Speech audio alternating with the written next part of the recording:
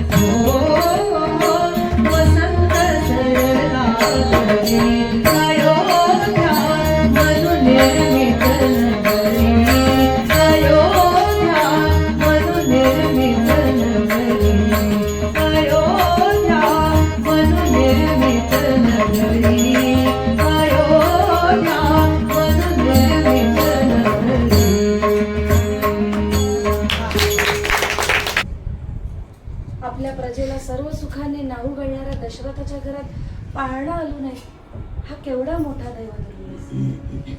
अयोध्येच्या प्रत्येक जाणकार प्रजाजनाच्या मनात हा प्रश्न वारंवार उठत होता. मग दशरथाच्या 3 राण्यांची ती काय अवस्था. महाराणी कौसल्यावरून ग्रीष्मकालीन नदीसारखी थोडी अशक्त तरी शांतच होती, पण मनात मात्र म्हणत होती, गगन आम्हाहून वृद्ध नाही का, त्यात जन्मधी किती तारका, अकारण जीवन हे वाटले, उगा का काळीज माझे पाहून वेलीवरची झडले. क्या बात सुपर.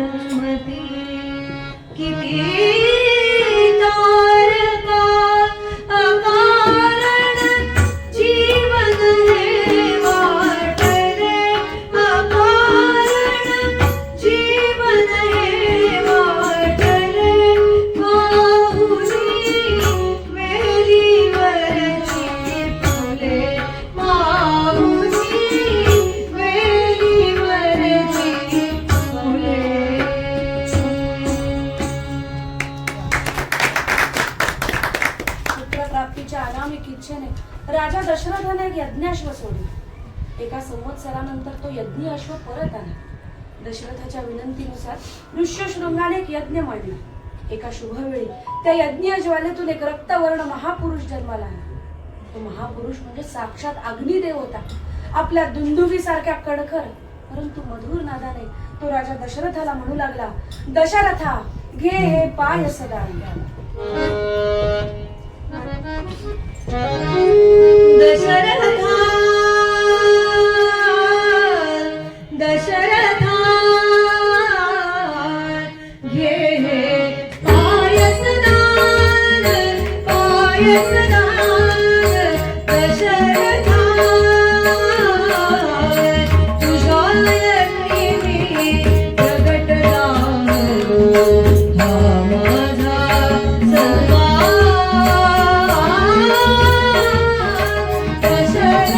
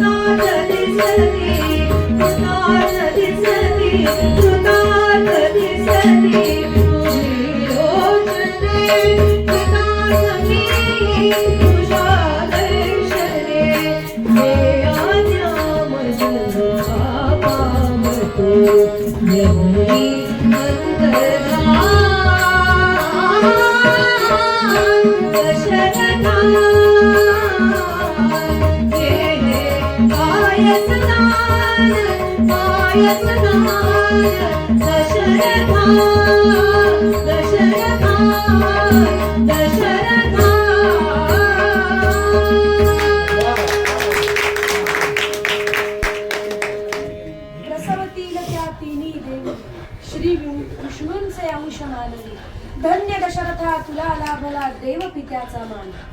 यज्ञपुरुषाचं हे आशीर्वचन खरं ठरले. त्या पायसाच्या सेवनाने दशरथाच्या तिन्ही राण्या गर्भवती झाल्या. तेथाखाली त्या प्रसूत झाल्या. कौसल्येला श्रीराम, सुमित्रेला लक्ष्मण आणि शत्रुघ्न, कैकईला भरत असे 4 पुत्र झाले. राजाची इच्छा पूर्ण झाली. प्रासादातील सुखाला सीमाच राहिल्या नाही. नगरजनांचा आनंद तर ओसंडून वाहत होता. श्रीरामाधिक भावंडे आता रांगू लागली. तरी अयोध्येतील स्त्रिया श्रीराम जन्माचे आनंद गीतच गात होत्या. पुन्हा पुन्हा गात होत्या. राम जन्मला ग सखी राम जन्मला. सगळ्यांनी जाऊया वार्षिकला.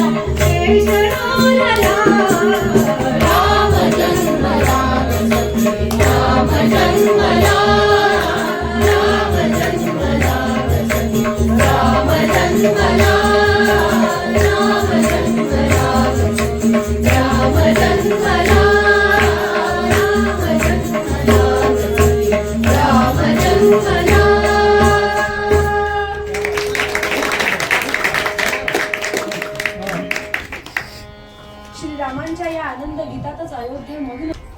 प्रासादात श्रीराम दिसामासाने आता वाढू लागले होते. ते आता चालू लागले, बोबडं बोबडं बोलू लागले.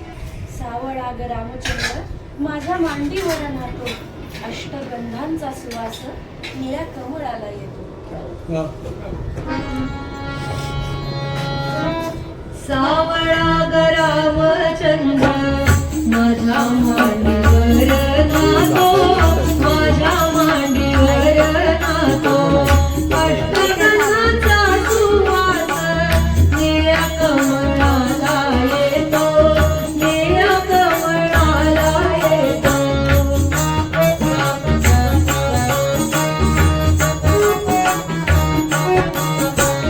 सावळा ग रामचंद्र माझ्या हाताने जेवतो, माझ्या हाताने जेवतो, उरलेल्या घासासाठी गवारा भुंजा थांबतो, गवारा भुंजा थांबतो.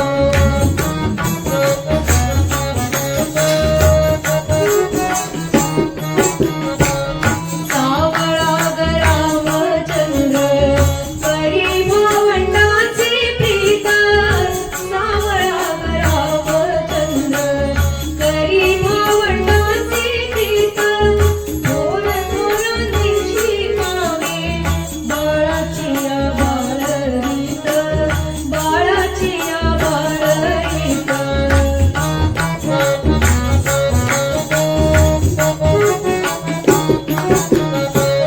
सावळा ग रामचंद्र करी भोळे भाषण, सावळा ग रामचंद्र करी भोळे भाषण, त्याशी करिता संवाद झालो भोबळे आपण, झालो भोबळे आपण.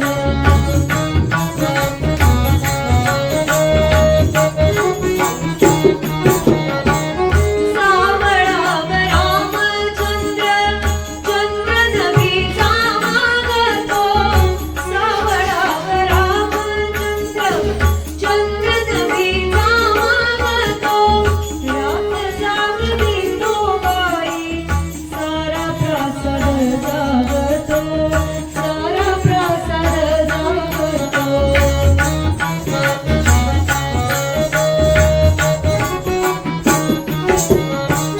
सावळा ग रामचंद्र उद्या होईल तरुण, सावळा ग रामचंद्र उद्या होईल तरुण, मग पुरता वर्षेल देव कृपेचा वरुण, देव कृपेचा वरुण, देव कृपेचा वरुण, देव कृपेचा वरुण, देव कृपेचा वरुण, देव कृपेचा वरुण. महाराणी कौसल्याचा सावळा रामचंद्र आता मोठा झाला. बालवयातच त्याने धनुर्विद्या आत्मसात केली, धार्मिक ग्रंथ अभ्यासले. त्याच्यासह त्याची भावंडेही निष्णात झाली. एके दिवशी राजा दशरथ आपल्या पुत्रांसह वर्तमान राजसभेत बसले असता महर्षी विश्वामित्र तेथे आले. राजाने त्याचे आनंदाने स्वागत केले आणि तो त्यांना म्हणाला की महर्षी, आपली काही इच्छा असल्यास सांगा, मी ती अवश्य पूर्ण करेन. राजाच्या या भाषणाने अत्यंत हर्षित होऊन विश्वामित्र म्हणाले, ज्येष्ठ तुझा पुत्र मला देई दशरथा, यज्ञ रक्षणाचे तोची सर्वथा. ज्येष्ठ तुझा पुत्र मला देई दशरथा, ज्येष्ठ तुझा पुत्र मला देई दशरथा, यज्ञ रक्षणास योग्य तोची सर्वथा, ज्येष्ठ तुझा पुत्र मला देई दशरथा.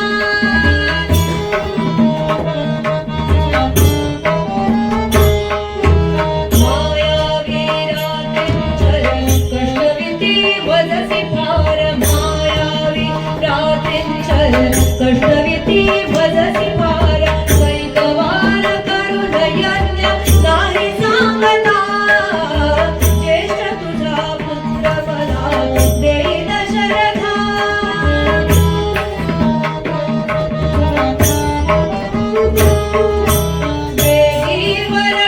रत्नमांस भेटतात ते नृशंस भेटीवर रत्नमांस भेटतात ते नृशंस नाचतात स्वैरसुते मंत्र धावतात ज्येष्ठ तुझा पुत्र मला देई दशरथा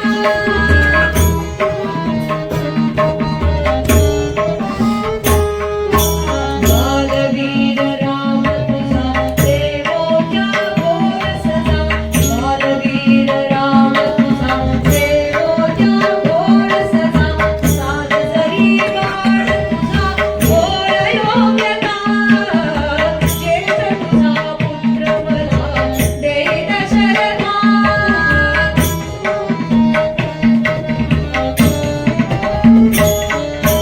कौसल्ये रडसिकाय भिरुकशी वीरमाय कौसल्ये रडसिकाय भिरुकशी वीरमाय उभय वंशधन्य रणी पुत्र रंगता ज्येष्ठ तुझा पुत्र मला देई दशरथा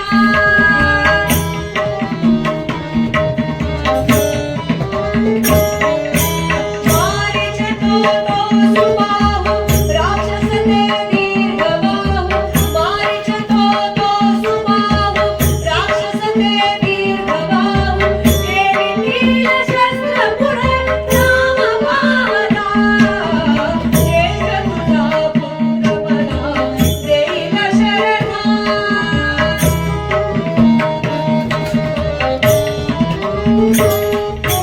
श्रीरामा तुझ मान श्रीरामा तुझ मान घेई तुझे जापमान घेई तुझे जापमान हे गोतर येऊ कुंज मामुदा ज्येष्ठ तुझा पुत्र मला देई दशरथा यज्ञ रक्षणास योग तोची सर्वथा ज्येष्ठ तुझा पुत्र मला देई दशरथा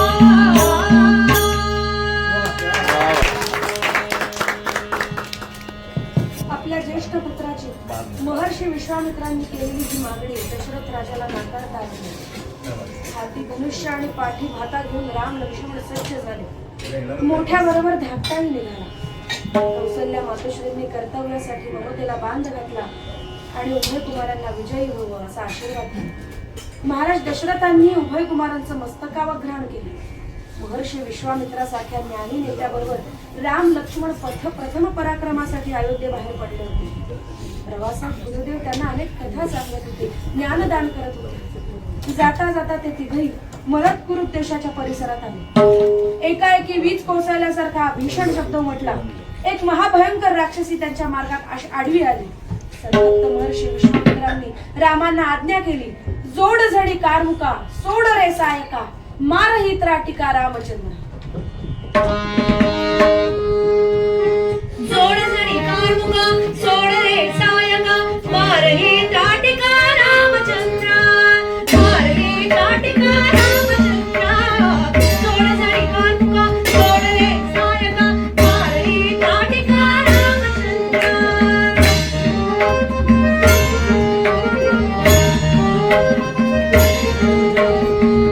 भारत ही वादालोचने नरपद्या वल्लरी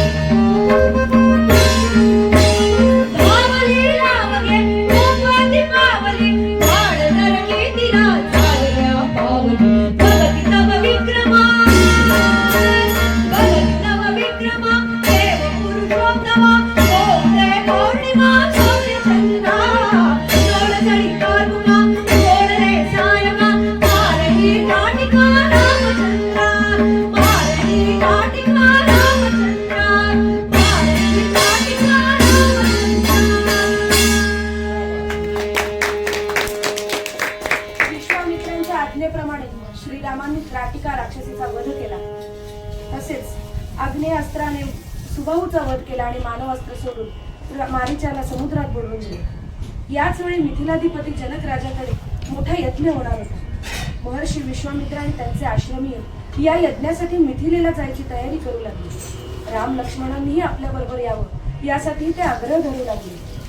उत्साहाने निघती मुनीवर, चला संगती दोघे आपण होता सहप्रवास, भाग्य तरुणी चला, चला राघवा चला पहा या जनकाची मिथिला. मुनिजनांचा हा आग्रह राम लक्ष्मणांना मोडवला नाही. विश्वामित्रांसह ते देखील मिथिलेत येऊन दाखल झाले. मिथिलाधिपती जनक राजाने आपल्या सीतेच्या स्वयंवरासाठी त्या ठिकाणी पण मांडला. तो पण असा आहे की त्याच्याजवळ परशुरामाचं जे प्रचंड शिवधनुष्य आहे त्या धनुष्याला जो प्रत्यंचा लावेल त्यालाच सीता माळ घाली. त्या स्वयंवरासाठी जमलेल्या रथी महारथींच्या समोर, सहस्रावधी राजांच्या समोर पुष्कळ मल्लांकरवी ते प्रचंड शिवधनुष्य जनकाने त्या सभा मंडपात आणवले. त्या धनुष्याकडे पाहूनच, त्याचा आकार आणि प्रचंडपणा पाहूनच आलेल्यांपैकी अनेक जण भयभीत झाले. काही जण उठले मोठ्या धीराने ते उचलण्याकरिता प्रत्यंचा लावण्यासाठी. परंतु उचललं तर सोडाच, ते धनुष्य जागेवरून हलवणं देखील कोणाला शक्य झालं नाही. आणि शेवटी श्रीराम उठले. त्यांनी ते धनुष्य उचलण्याची अनुमती मागितली. जनकाने अवश्य म्हटले. रामांनी प्रथम त्या धनुष्याला वंदन केले. ते धनुष्य उचलून ते वाकवण्याचा प्रयत्न करू लागले. तोच विजेसारखा कडाआडाचा आवाज झाला आणि त्याचे मोडून 2 तुकडे झाले. हा लोक विलक्षण पराक्रम पाहून सर्वच जण स्तिमित झाले. जनक संतुष्ट झाला, सीता आनंदित झाली. जनकाने वीर्यशूरका सीता त्या महावीराला देण्याचा निश्चय बोलवून टाकला. विश्वामित्रांनी ते मान्य केले. श्रीरामांचा भूमिकन्या सीतेशी विवाह झाला. हा अभूतपूर्व समारंभ संपला. त्या स्वयंवरासाठी आलेले सर्वजण आपापल्या नगरीत परत गेले. राम लक्ष्मणही आपापल्या नववधूंसह अयोध्येत परत आले. ते जाऊन महिने लोटले तरी सुद्धा मिथिलेचे भाट आणि चारण स्वयंवराचं गीतच गात होते. पुन्हा पुन्हा गात होते, आळवून आळवून गात होते. आकाशाशी जडले नाते धरणी मातेचे, स्वयंवर झाले सीतेचे, स्वयंवर झाले सीतेचे.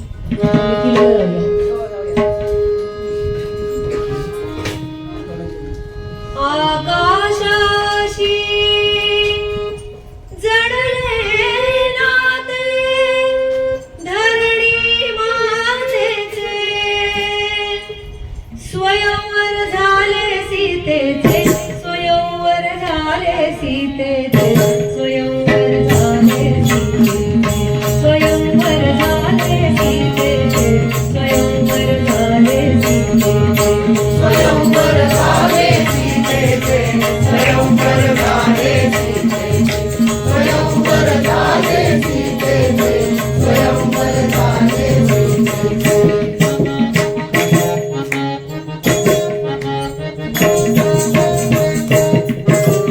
श्रीरामांनी सहज उचलले धनुशंकराचे, पूर्ण झाले जनककृपाच्या हेतुवंदनीचे. उभे टाकले हात सावळे समोर सीतेचे, उभे टाकले हात सावळे समोर सीतेचे, स्वयंवर झाले सीतेचे, स्वयंवर झाले सीतेचे, स्वयंवर झाले सीतेचे, स्वयंवर झाले सीतेचे.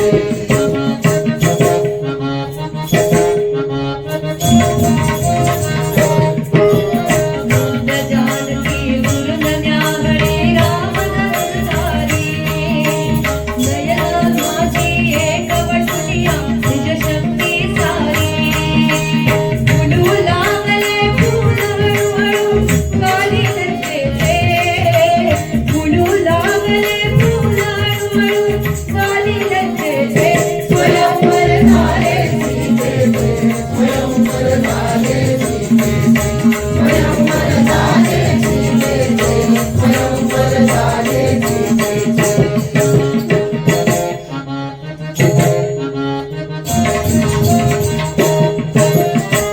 सावनिया जरा पाहुण्या पावत ती राणी, कडीचा घाता करी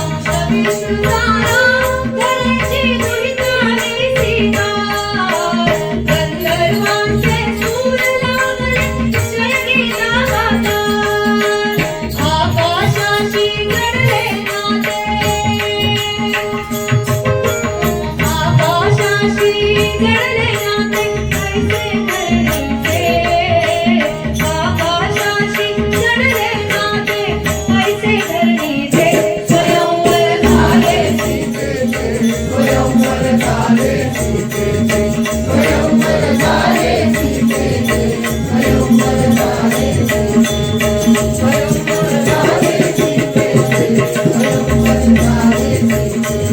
स्वयंवर झाले स्वयंवर झाले स्वयंवर झाले स्वयंवर झाले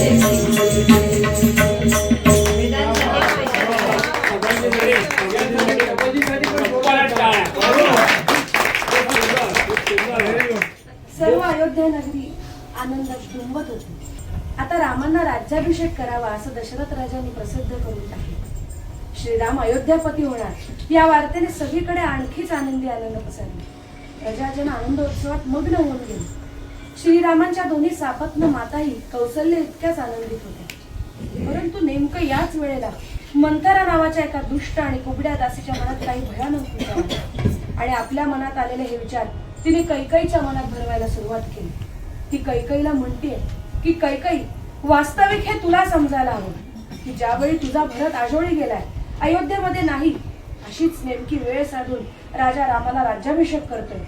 या नेमकं यामध्ये काहीतरी काळं वेळ असलं पाहिजे.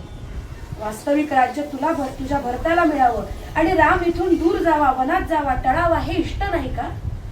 तू इतकी मूढ कशी, मूर्ख कशी? मंथरेचे हे भयानक विचार प्रथम कैकईला आवडले नाहीतच, परंतु मंथनेने आपली चिकाटी काही सोडली नाही आणि तिच्या चिकाटीला इतकं भयानक फळ लवकरच आलं की मंथरेचे जे काही विचारत आहेत ते जणू काही आपलेच विचारत आहेत हे असं वाटून तिने त्या विचारांच्या मनस्वी आहारी जाऊन दशरथ राजांना बोलावणं धाडले आणि त्यांनी तिला युद्धात दिलेल्या 2 वरांची आठवण करून दिली आणि क्रुद्ध आवाजात ती त्यांना बजावू लागली. भरता लागी द्या सिंहासन, रामाला वनवास, मोडू नका वचनासनाथा, मोडू नका वचनास. मोडू नका वचनासनाथा, मोडू नका वचनास, मोडू नका वचनासनाथा, मोडू नका वचनास. भरता लागी द्या सिंहासन, रामासी वनवास, मोडू नका वचनास.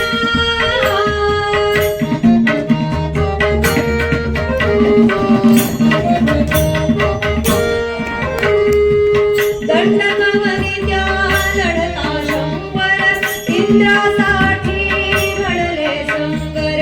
रथात तुमच्या पुढी घातला निजबाहूंचा हास, मोडू नका वचनास.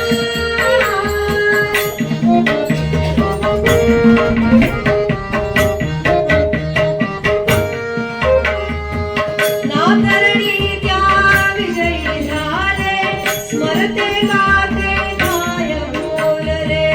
दिधले वर तुझ 2 लाडके, दिधले वर तुझ 2 लाडके. सांग आपुली आस, मोडू नका वचनास.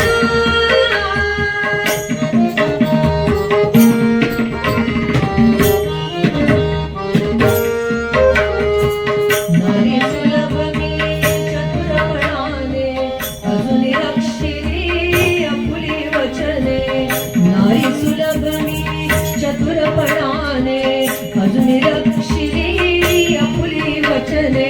आज मागते वरते दोन्ही, आज मागते वरते दोन्ही. साधून या समयास, मोडू नका वचनास.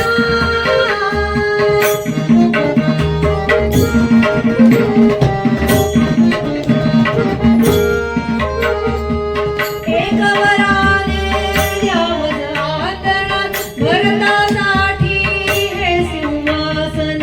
दुजा वराने 14 वर्षे रामाला वनवास, मोडू नका वचनास.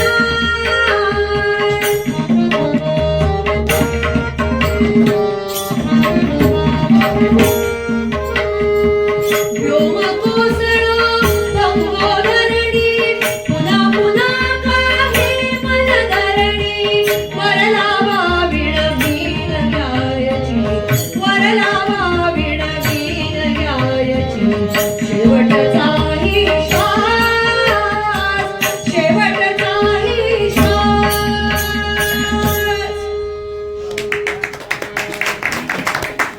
रामाच्या या कठोर दटावणीनं राजा दशरथाच्या मस्तकावर पुन्हा पुन्हा वज्राघात केला.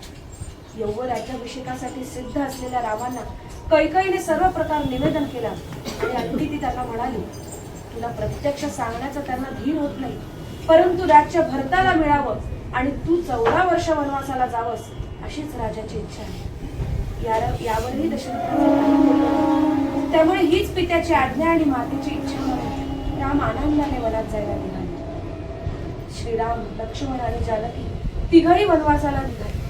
तिघांनीही राजवेष टाकून वल्कले धारण केले. सर्वांचा निरोप घेऊन श्रीराम निघाले. सुमंत मंत्री त्यांच्या रथावर बसला. रथ चालू लागला आणि त्या रथाच्या पाठोपाठ सारी अयोध्या नगरी चालू लागली. आज सारी अयोध्या नगरी घराबाहेर पडली आहे.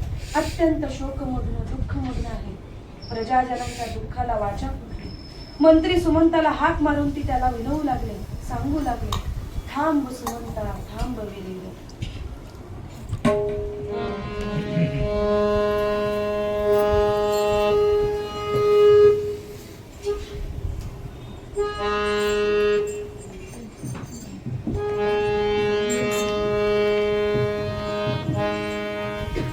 राम चालले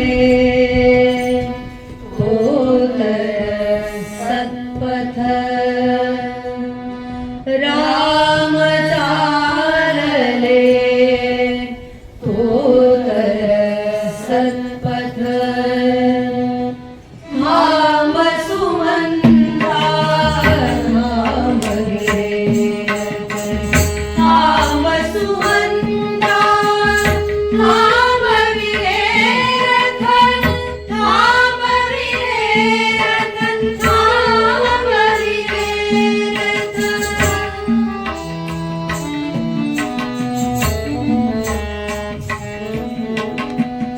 थांबा रामा, थांब जानकी. चरण धूळ द्या धरू मस्तकी.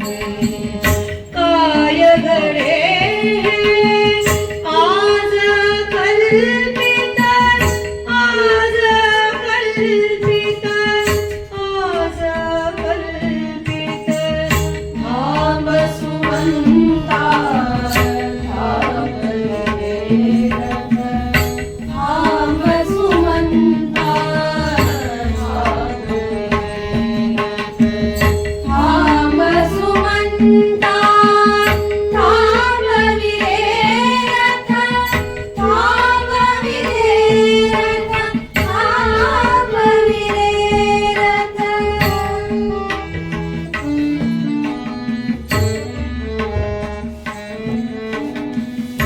गगन नील है उषप्रभाही.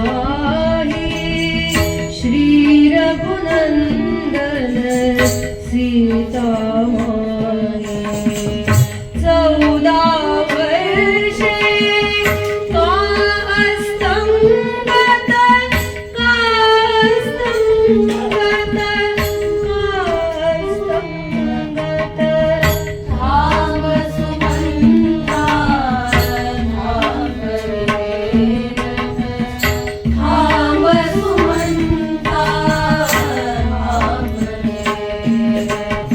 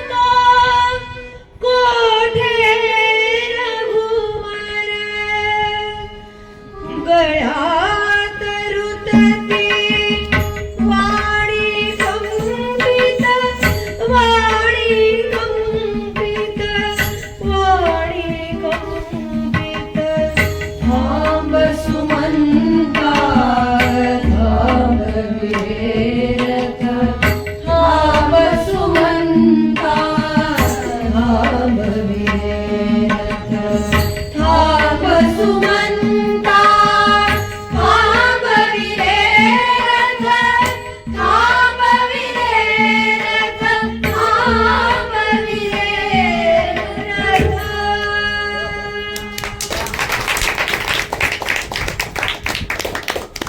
नगरजनांची आर्त प्रार्थना श्रीरामांचा रथ हाडवू शकले नाही. बंधू लक्ष्मण आणि पत्नी जानकी यांच्यासह श्रीराम अयोध्येच्या बाहेर पडले. त्या रात्री अयोध्येतील कुठल्याही घरी अग्नी प्रज्वलित झाला नाही, दिवे लागले नाहीत, अन्न शिजले नाही. उदक नाहीसे झालेल्या समुद्रासारखी ती रघुनगरी भकास झाली. श्रीरामाने सीमेबाहेर गेल्यावर अयोध्येच्या दिशेला मुख करून तिला अभिवादन केले आणि तेथपर्यंत आलेल्या नागरिकांना निरोप दिला. रथ मार्ग आक्रमू लागला. श्रीराम गंगा तीरी शृंगवेरपुरास आले.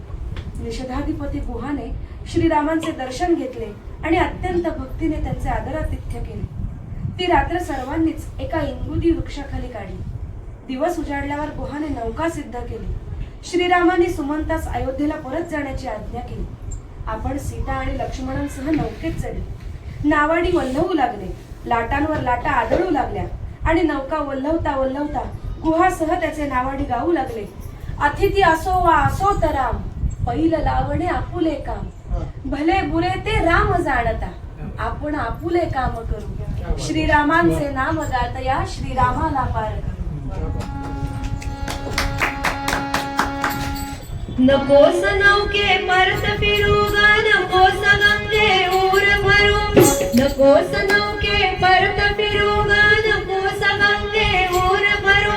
श्रीरामाचे नाम गातया श्रीरामाला पार करू.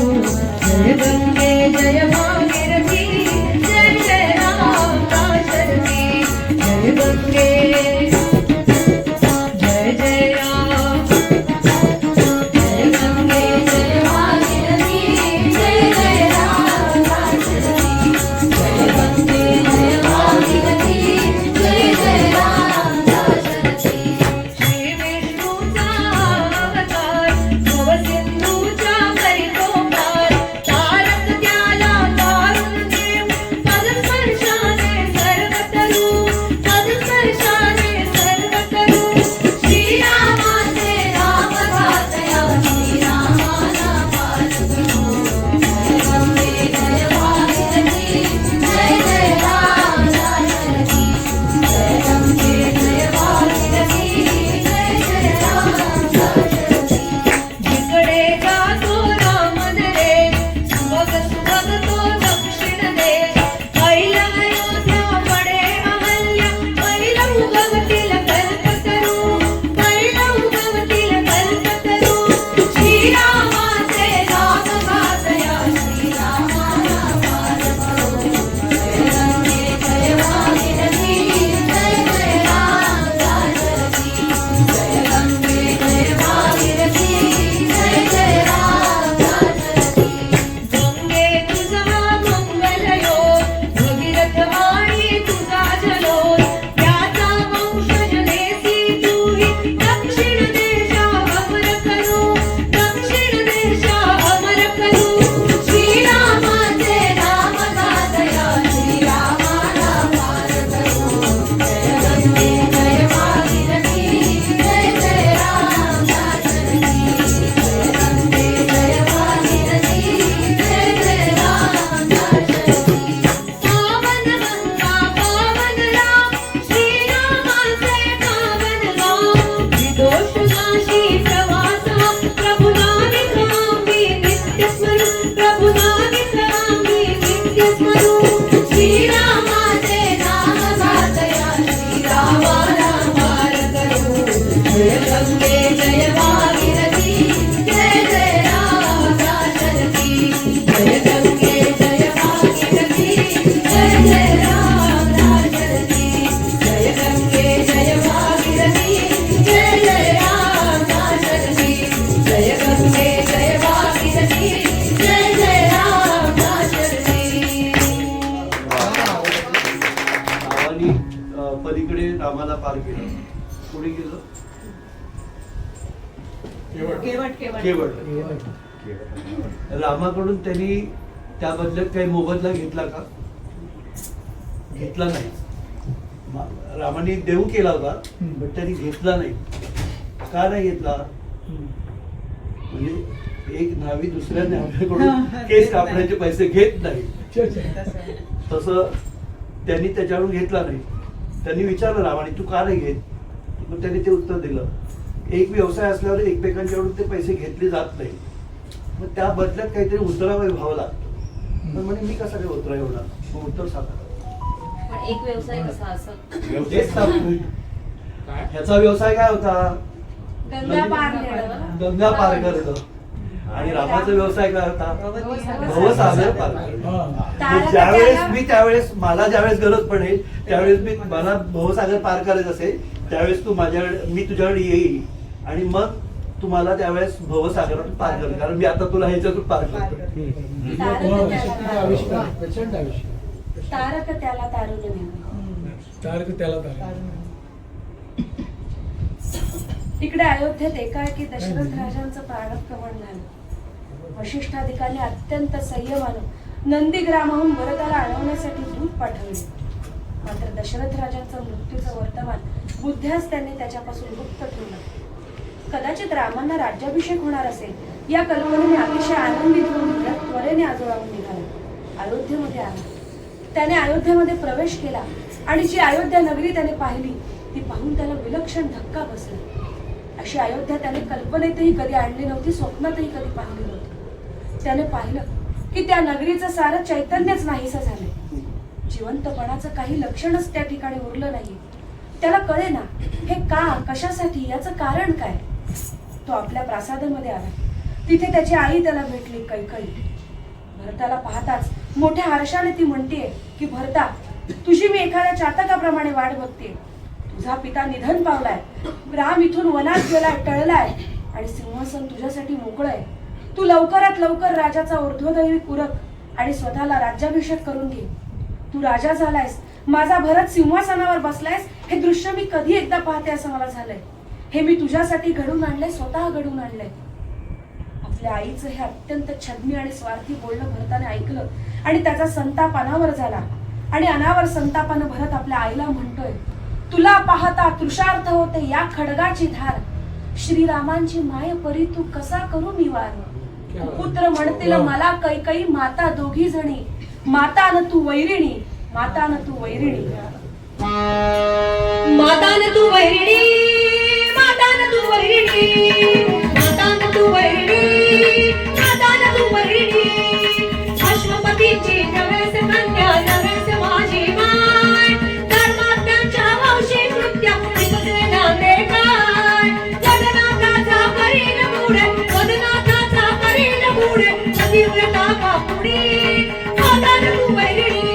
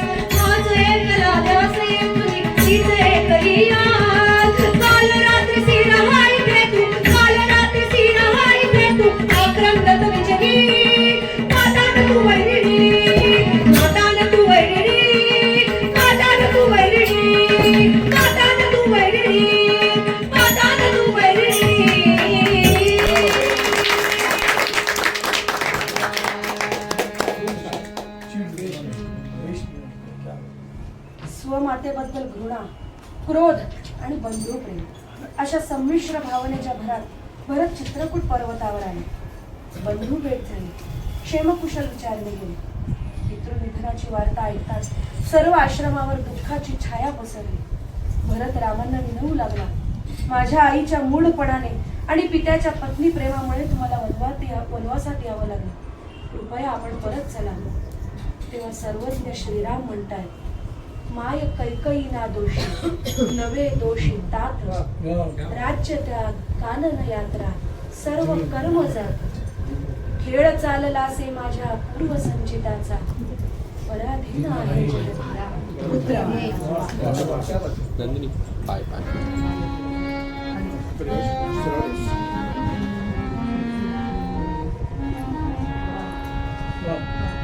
दैव जात दुःखे भरता, दैव जात दुःखे भरता. दोष ना कुणाचा पराधीन आहे जगती, पुत्र मानवाचा दोष ना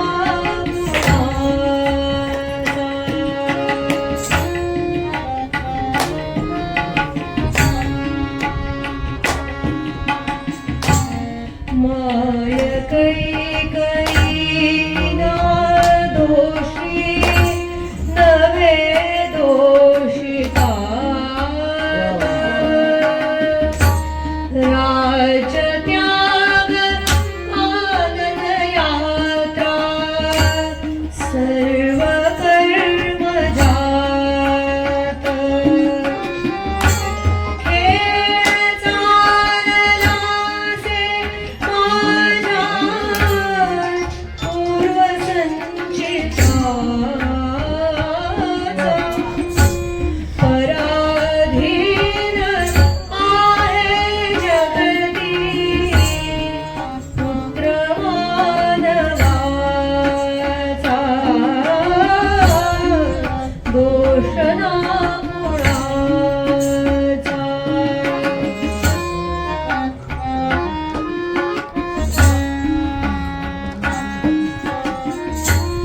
जीवासवे जन्मे मृत्यू, जोड जन्म जाता. दिसे भास देते सारे, विश्वनाशवंत. काय शोक करिसी वेड्या, स्वप्नीच्या फळाचा, पराधीन आहे जगती, पुत्र मानवाचा दोष ना कुणाचा.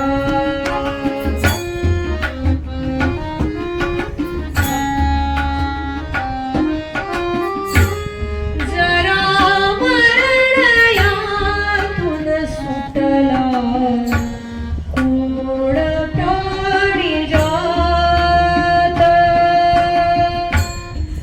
दुःखमुक्त जगला का रे कुणी जीवनात. वर्धमान ते चाले मार्ग रे क्षयाचा,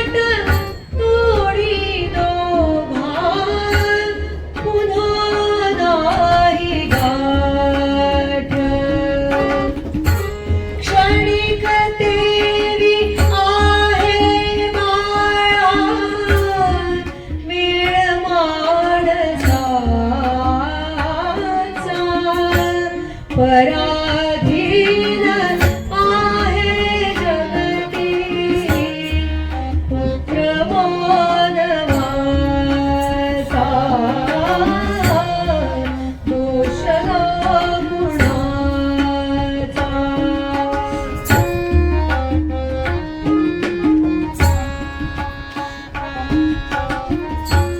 नको सुढाळू आता कुसलोचनाचा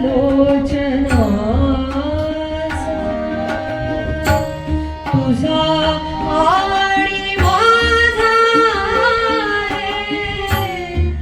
वेगळा प्रवास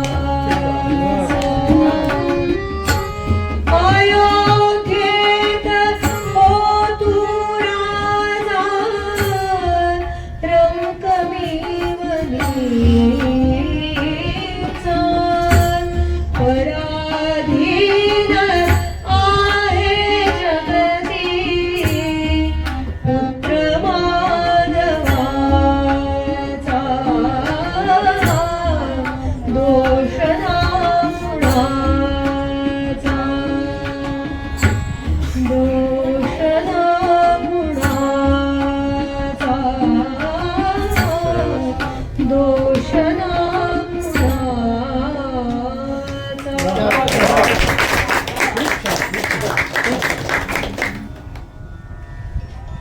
श्रीरामांच्या या उत्तराने दुःखी होऊन भरत म्हणतोय, कोण silent video बघायला? तात गेले माय गेली भरता आता पोरका मागणे ते करावा फुल्या द्या पादुका. श्रीरामांच्या पादुका घेऊन भरत जड अंतःकरणाने अयोध्येत जातो. इकडे काही काळाने रावणाची बहीण शूर्पणखा सुंदर स्त्रीचा वेश घेऊन रामांकडे विवाहाचा प्रस्ताव ठेवते. लक्ष्मण तिला ओळखतो आणि धारधार शस्त्राने तिचे नाक आणि कान छाटून टाकतो. भयंकर आक्रोश करत ती राक्षसीन रावणाकडे जाते आणि त्याला सर्व प्रकार कथन करते. शूर्पणखेने चेतावलेला दशानन सीतेला पळवून नेण्याच्या उद्योगाला लागतो. त्याने त्यासाठी मारीचाला पाचारण केले. मारीचाला मृगाचे रूप धारण करण्यास सांगून आपण स्वतः याचक यतीच्या वेशात त्या हरणोपाठोपाठ सीतेच्या कुटीजवळ आला.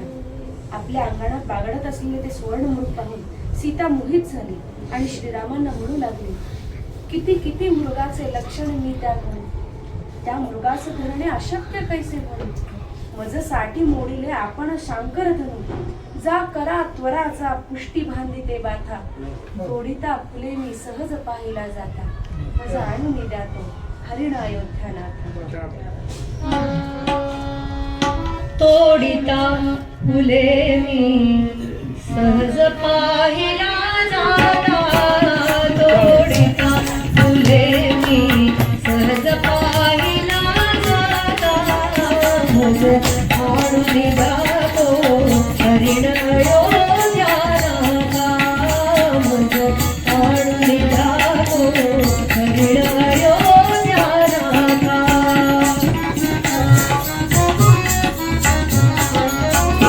सळकती तयाशा रत्ने शृंगारती नवमोह फुलासम सुवर्ण अंगावरती हे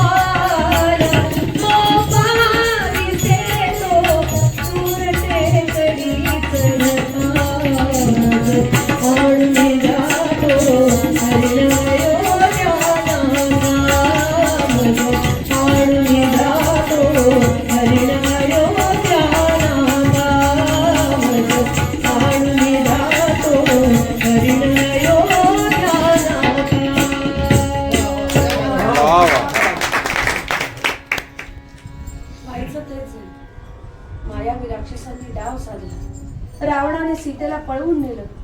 इकडे राम लक्ष्मण पर्णकुटीत आल्यावर काहीतरी विपरीत झाल्याची जाणीव त्यांना झाली. ते सीतेला शोधू लागले, पण व्यर्थ. तेव्हा सर्वज्ञ श्रीराम म्हणतायत, पुनश्च विजयी दैव एकदा, घातांवर आघात आपदा, निष्प्रभ अवघी शौर्य संपदा, जाई बांधवा पुरा परतुनी, उजाड आश्रम पुरे काननी, कोठे सीता जनकरंजनी.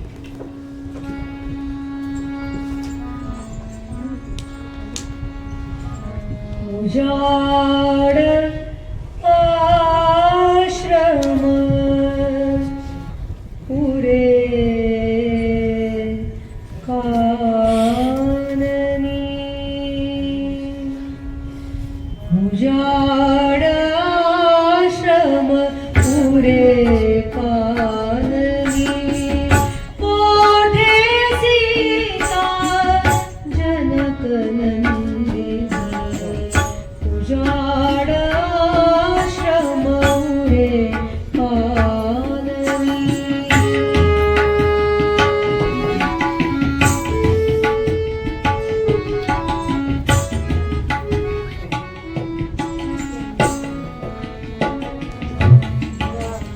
सांग कदंबा फुले सत्वर, दिसते काठी नदी तटावर, करी कमंडलू कलश कटीवर, हरी मध्याती मंदगामिनी, कोठे सीता जनकनंदिनी, उजाड आश्रम रे काननी.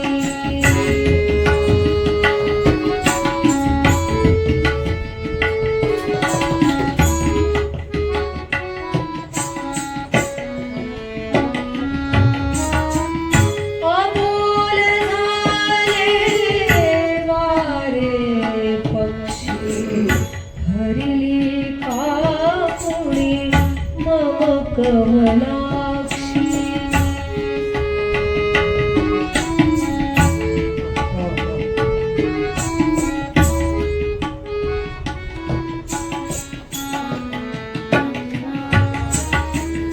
अबोल झाले वारे पक्षी, हरिली कापुणी मम कमलाक्षी. का राक्षस कुणी तिजला भक्षी, शतजन्माचे वैर साधुनी, कोठे सीता जनकनंदिनी, उजाड आश्रम रे काननी.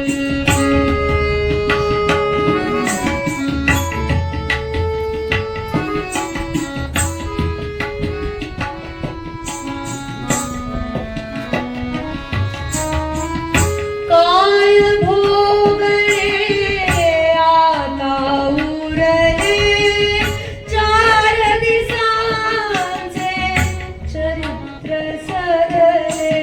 काय भोगले आता उरले, चार दिसांचे चरित्र सरले.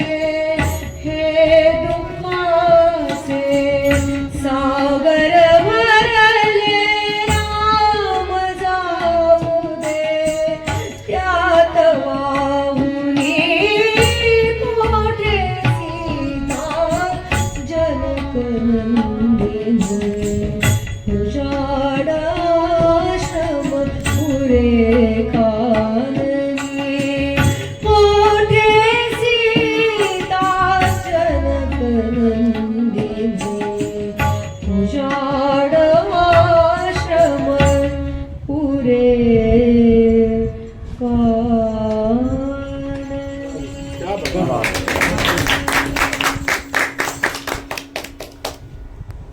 उद्विग्न अवस्थेत राम लक्ष्मण सीतेचा शोध घेत घेत होते. जटायू या महाकाय पक्षाकडून त्यांना कळले की सीतेला रावणानेच पळून नेले आहे. लंकेच्या दिशेने मार्गक्रमण करत असताना त्यांची सुग्रीव आणि हनुमंताशी मैत्री झाली. हनुमान समुद्र पार करून लंकेत गेला, सीतेची भेट घेतली व रामांचा वृत्तांत कथन केला. सीतेला खूप धीर आला. जाता जाता रावणाला चिथावणी म्हणून लंकेचे दहन त्याने केले आणि पुन्हा रामांकडे आला. असंख्य वानरगणांसह राम लक्ष्मण लंकेच्या दिशेने निघाले, परंतु समुद्र पार करणार कसा म्हणून रामांनी सेतू बांधण्याची आज्ञा केली. नळ नामक वानराच्या आधिपत्याखाली सेतू बांधण्याचे काम जोरात गात गात सुरू होते. सेतू बांधा रे सागरी, सेतू बांधा रे सागरी. आज जरा पहिल्यांदाच ती प्रयत्न करते. ती फार गीतरामायणाची गाणी आहेत ना YouTube वरती सगळ्याचे कराओके ट्रॅक्स, पण तिच्या पट्टीतले नाहीत मारतात ते, तरी सगळे लावून ती घरी गात असते. तिला विरूप झाली वगैरे फार सगळी गाणी ती, म्हणजे माझ्यापेक्षा जास्त तिला पाठांतर आहे. आणखीन एक म्हणजे तिने लिहून काढले स्वतः. सगळी 56 गाणी मागच्या वर्षी आणि 22 मागच्या वर्षी शाळेमध्ये तिने पूर्ण केलं ते लिहून. तर तिला म्हटलं आज मला आणायचे थोडा त्रास होते, तर तू आमच्या घरी पहिलं गाणं होते. खरंच आहे. त्याचा व्हिडिओ पण दिलेच हा कोण उभा कर जरा तिकडनं, मला पण जरा घरी आपण आम्ही पाठवतो तुम्हाला.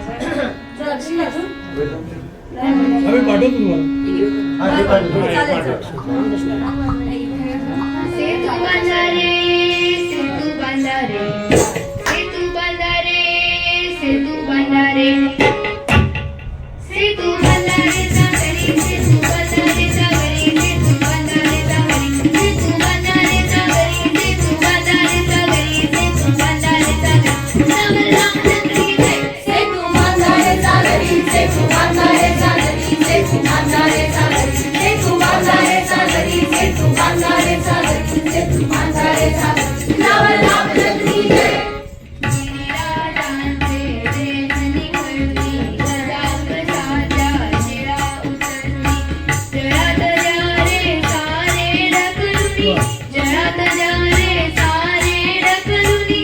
सेतू बंधने जोडून ओढा समीप लंकापुरी. सेतू बांधारे सागरी, सेतू बांधारे सागरी, सेतू बांधारे सागरी, सेतू बांधारे सागरी, सेतू बांधारे सागरी, सेतू बांधारे सागरी. राम रामचंद्र की जय. भेगा झाडे भेगा डोंगर, वृष्टी देईल त्याचा सागर. भेगा झाडे भेगा डोंगर, वृष्टी देईल त्याचा सागर. ओढा पृथ्वी बैल तटावर, ओढा पृथ्वी बैल तटावर. वडवागी तो दरील माती, वडवागी तो दरील माती. सेतू शेषावरी, सेतू बांधारे सागरी, सेतू बांधारे सागरी, सेतू बांधारे सागरी, सेतू बांधारे सागरी, सेतू बांधारे सागरी, सेतू बांधारे सागरी. राम रामचंद्र की जय. नरसाने गाजर लाभता, कोटी कोटी हात लाभता. नरसाने गाजर लाभता, कोटी कोटी हात लाभता.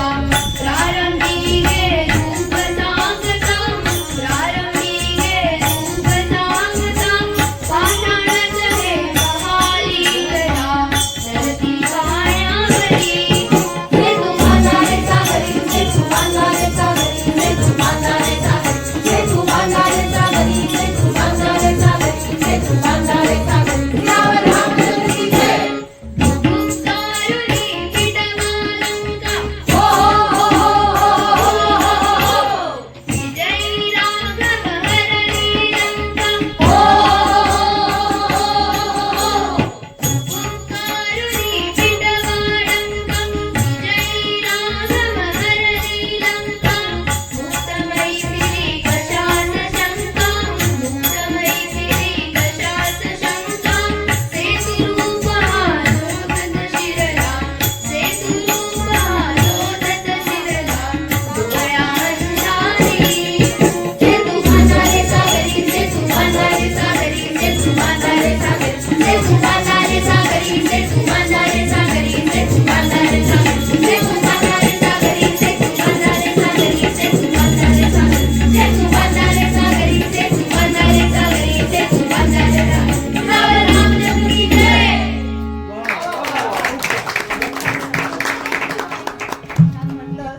आईचे हावभाव पण बघणार.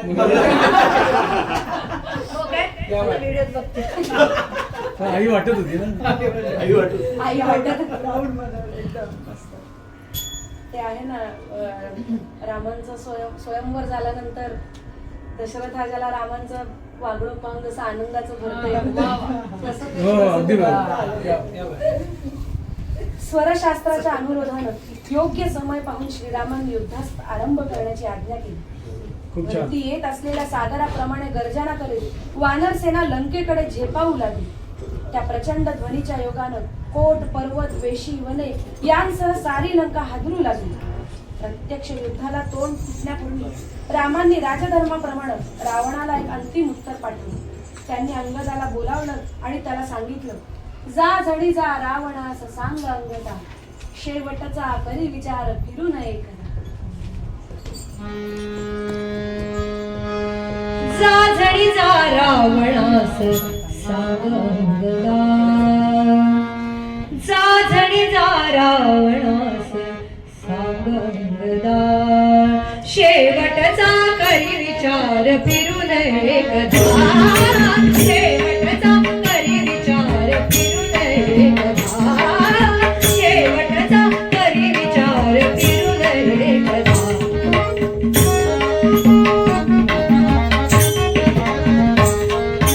नगरद्वारी राम उभा उलंबुनी, रणरागी वानरगण जाय रंगुनी, शरण येई राघवास सोडुनी मला, शेवटचा करी विचार फिरू नये कदा, शेवटचा करी विचार फिरू नये कदा.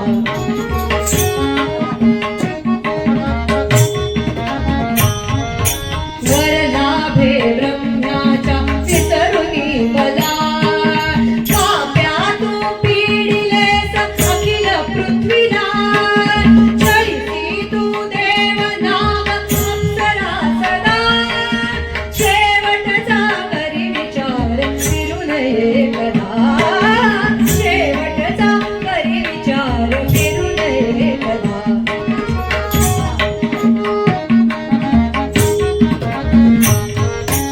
उतरविण्या गर्व तुझा ठाकला उभा, शौर्याचा सूर्य राम सैन्य ही प्रभा, जाळील तव वंश सर्व राज्य संपदा, शेवटचा करी विचार फिरू नये कदा, शेवटचा करी विचार फिरू नये कदा.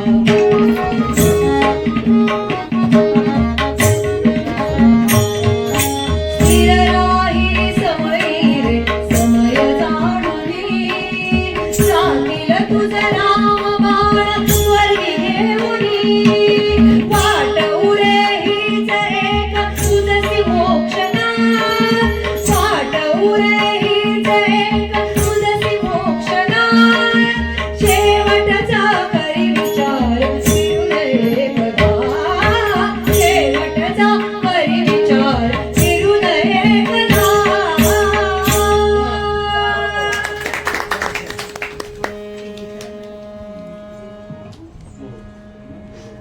युद्धाच्या धुमश्चक्रीत रामाने रावणाचा सारथी मारला, रथ मोडला, मुकुट छत्रासह उडवून दिलं.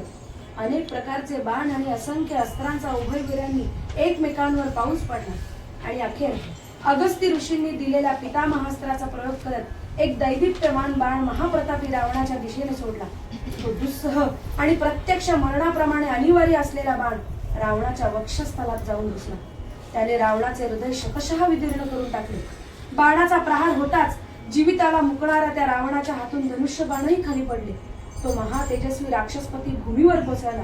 राक्षस सैन्य वाट फुटेल तिकडे धावत सुटले. वानरांनी त्यांचा विध्वंस मांडला.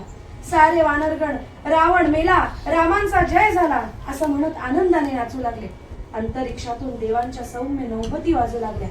रामाच्या रथावर स्वर्गातून पुष्पवृष्टी होऊ लागली. अप्सरा आणि गंधर्व यांचं विजय गीत कानी येऊ लागले. देव हो बघा राम लीला,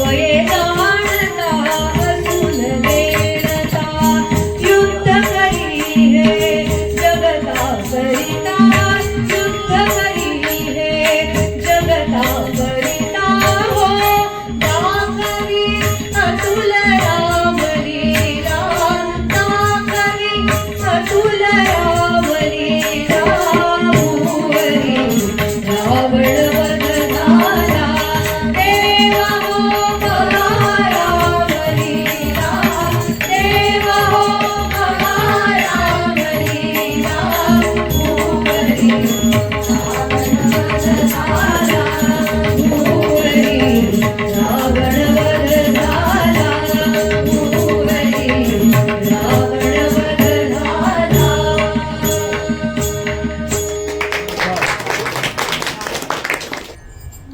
जरा बोलू का मी? आपल्या आजच्या या कार्यक्रमातल्या शेवटच्या गाण्याकडे आपण वळतोय.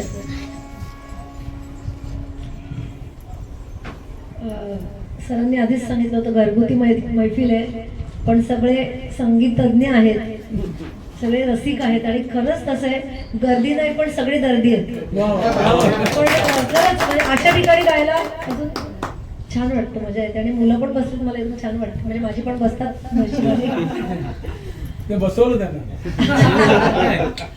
मला हिला बघून आठवलं आता, ही आली होती शनेश्वर जयंतीला एक दिवस. तुम्ही कोण आणलेलं माहित नाही पण आली होती ती. नाही मी जाणली तिला, तिला आवड आहे. मला तिचा चेहरा आता आठवला मग अशी. तिला बसायची सवय नाही ना, म्हणून तिला बसायलाच. ती गाणं शिकते बस. तर गाणं शिकते. अच्छा, मला इथे आज आम्हाला सगळ्यांना सेवा करायची संधी दिल्याबद्दल सगळ्यांचे तुमचे आभार. शेवटच्या आपल्या पुष्पाकडे आमच्या साथीदारांची ओळख करून देते. संवादिनीवरती आमचे सर अंकुश दीक्षित सर, त्यांना तुमच्याकडे ओळखतात. आणि कांचन लेले आज पुण्यावर येते कार्यक्रमांसाठी. म्हणजे नंतर वेदांत शेलार, कबड्डी असल्यामुळे त्यांनी तोही रोल चांगला अतिशय ऑलराऊंडर आहे. तो खरा पखवाज वादक आहे. पण तो ऑलराऊंडर आहे आणि तो हाच विषय घेऊन ग्रॅज्युएशन करतोय. अगदी ठरवून ठेव जाम. तुला सांगतील हे नको करू ते नको करू. तो 4 वर्षाचा असल्यापासून शिकतोय. कडेवर घेऊन यायचे. आजोबांची खूप मेहनत आहे त्याच्यामध्ये. त्याच्यामुळे तो आज जो काय आहे तो आजोबा ती चिकाटी त्यांनी जे आणि त्यांनी पण ते टिकून ठेवलं, बाकी काही नाही. आणि नुसता क्लास एक क्लास नाही, प्रत्येक आमच्या प्रत्येक कार्यक्रमाला त्याच्या मला ना आई बाबांचं पण कौतुक वाटतं की म्हणजे आताच्या जमान्यात आपण नाही सोडणार असं मुलांना रोज तू जा बाबा आजोबांबरोबर भजन कर कीर्तन कर. म्हणजे अवघड आहे अशी मानसिक तयारी करून त्या मुलाला रोज तिथे आजोबांबरोबर पाठवणं. की तू इंजिनियर डॉक्टर असं काही प्रेशर त्याच्यावर दिलं नाही, खूप मोठी गोष्ट आहे. काय रे विधान? मी तर ऍड करीन की प्रत्येक मुलांच्या मागे आजोबा असतातच. संगीत आणि तबला आजोबा पाहिजे. नंतर निवेदन आपण जे काम जे आज निवेदनाला पण टाळ्या पडल्यात. उमा तर जरांची धाकटी कन्या उमा, ती पण आमच्या बरोबर निवेदनाला असते. प्रसंग उभे केले तिने. रमा दीक्षित सरांची मोठी कन्या पार्ल्याहून येते आता. तर हा काय रे नाव तुझं? चैतन्य. तो आमच्या कार्यक्रमात बसला की चैतन्य येतं.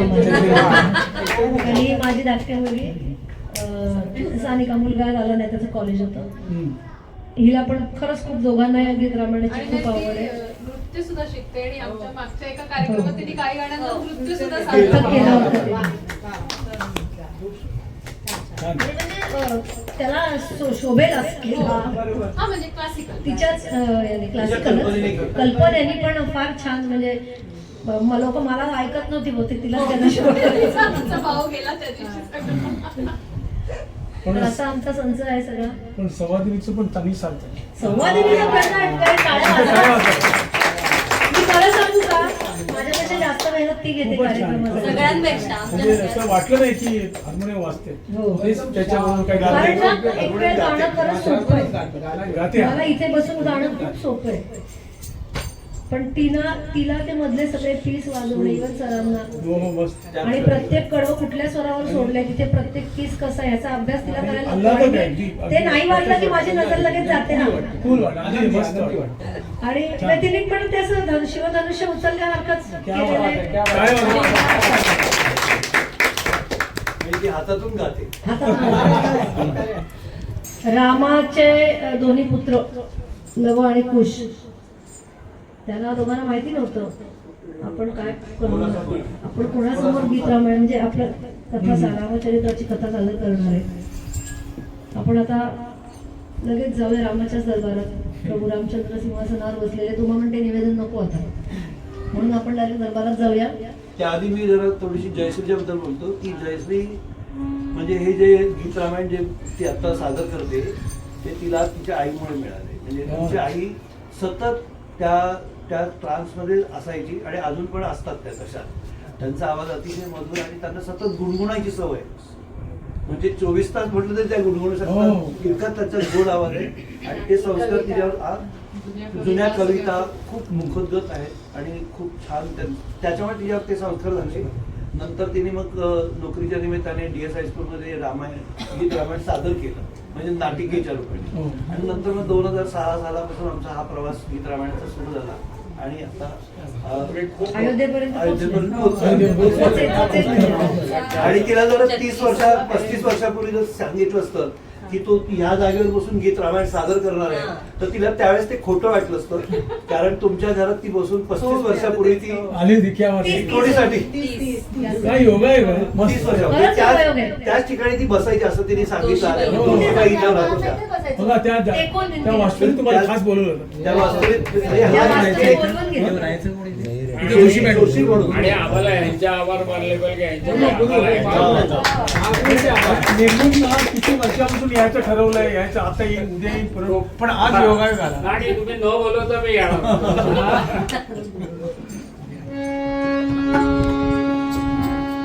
रघुराजाच्या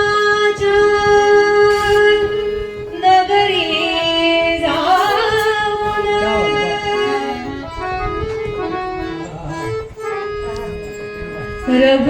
रघुराजाच्या नगरी जाऊन गावाळा तो श्रीरामायण गावाळा तो श्रीरामायण गावाळा तो श्रीरामायण गावाळा तो श्रीरामायण.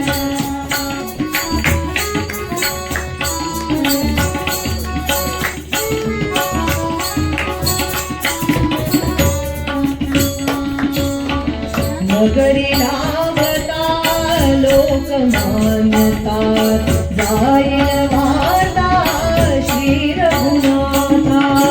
उत्सुक होऊन श्रवणा करिता उत्सुक होऊन श्रवणा करिता करवितील ते तुम्हारी मंत्रण करवितील ते तुम्हारी मंत्रण गावाळा तो श्रीरामायण गावाळा तो श्रीरामायण.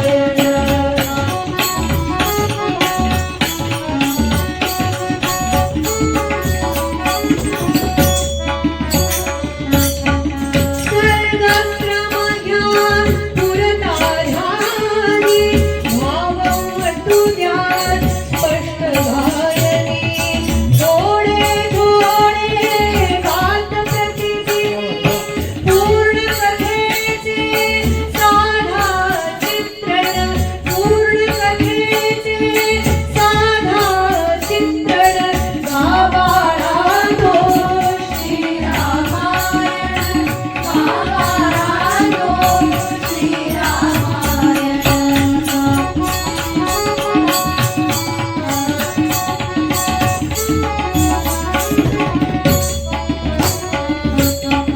नका सांगू रे नाम ग्रामवा स्वतःच माझे शिष्य समळवा. नका सांगू रे नाम ग्रामवा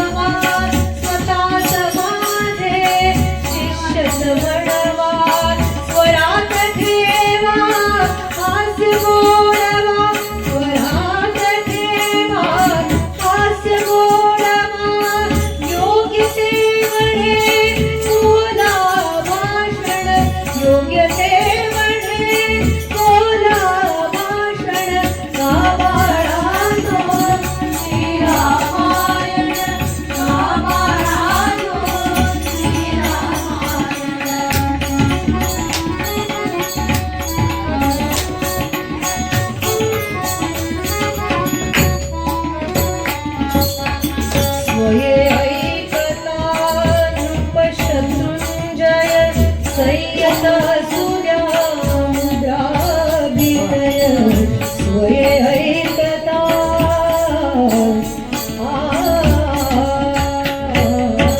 स्वये ऐकता नृपशत्रुंजय संयत सूर्या मुद्राभिनय काव्यमध्ये हा अमृत संचय काव्यमध्ये हा अमृत संचय आदरील त्या रघुकुल भूषण आदरील त्या रघुकुल भूषण गावाला तो श्रीरामायण गावाला तो श्रीरामायण गावाला तो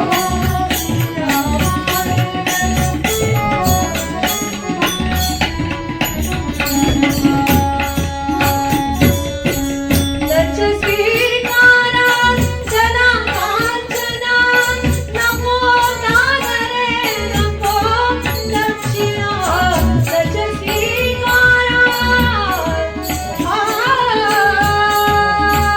लक्ष स्वीकारा जना कांचना नको दादरे नको दक्षिणा काय धनाचे मूल्य मुनी जना काय धनाचे मूल्य मुनी जना अवघ्या आशा श्रीरामार्पण अवघ्या आशा श्रीरामार्पण श्रीराम श्रीराम श्रीराम श्रीराम श्रीराम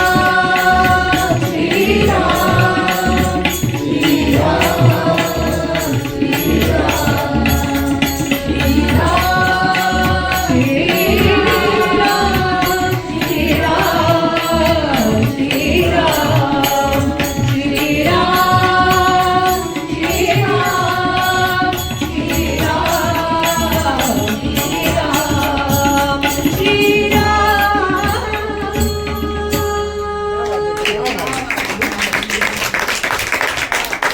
जय श्रीराम.